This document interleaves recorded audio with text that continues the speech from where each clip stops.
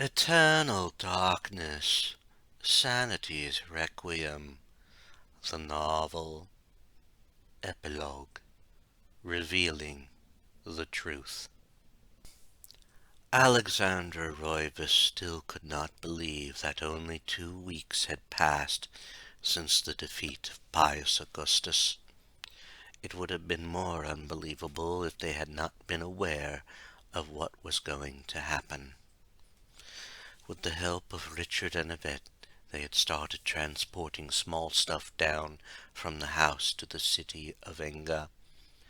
It had taken a few trips to get most of the library's books down, and soon both she and the Kales had set up a small section of the array area as a living area.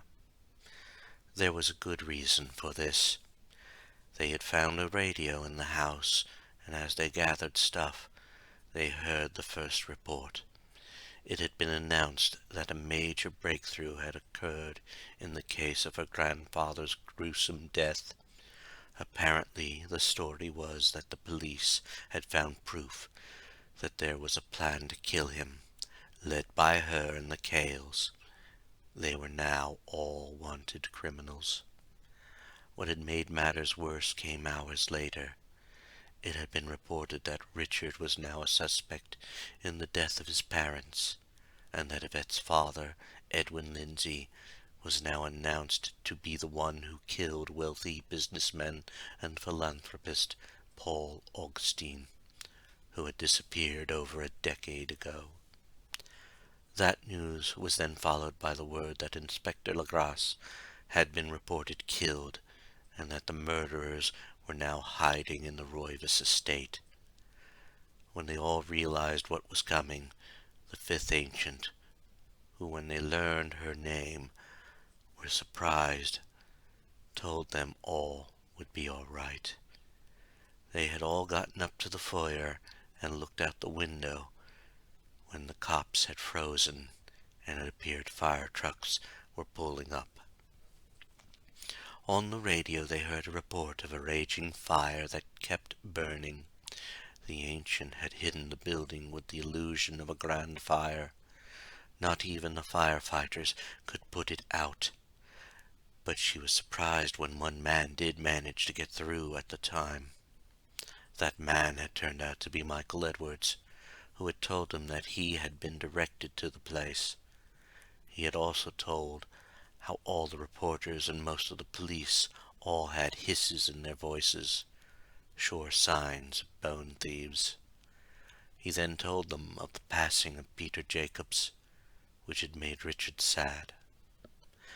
Shortly after the day, Edwin Lindsay had arrived, and he and Yvette had begun exploring more and more of the ancient city, while Richard worked on reading all the books that her grandfather had gathered. Even from the books they had learned more about the city, and the fifth ancient had started allowing them some of the comforts of the life they knew.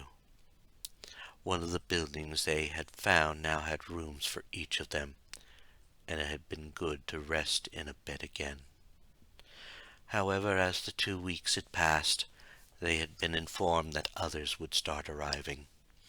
People who could see beyond the veil of reality, like they now could.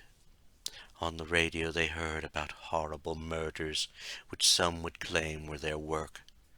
However, some channels spoke of horrible creatures, which some people called kooks. It had even been mentioned how some people were storming mental hospitals, hoping to get into them for safety. Those that didn't join the masses at the asylums were making their way here. Alexandra walked out of her current room and knocked on the door to the Kales' room. Since they had discovered the rooms, they had all enjoyed their time alone. When the door opened, she saw Richard coming out of the door. Yvette and her father are out exploring some more. I take it some of the new arrivals will be here today? Alexandra nodded. A few, actually. Our protector informed me that one had been a reporter who encountered unusual things. Another two are former FBI agents. who are a little bit more open-minded about things. There are even a few from your home country, who our protector says traveled with a medical man who wasn't a medical man. She watched as he nodded, and they headed to what they now called the meeting hall.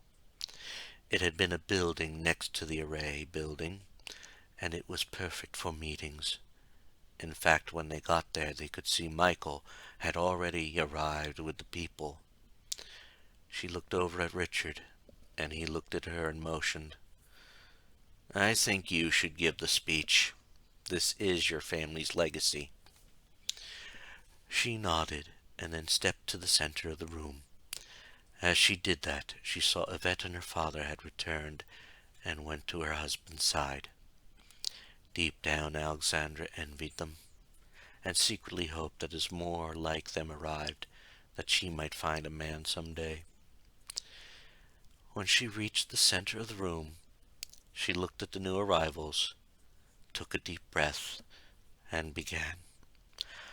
"Once I had been blind to what lies beyond. However, I had been made to see. I know you've seen them as well." As she continued, she could sense that they had found sanctuary. She also knew that as their numbers grew, they would be able to fight Mantarok and his minions, hopefully some day soon.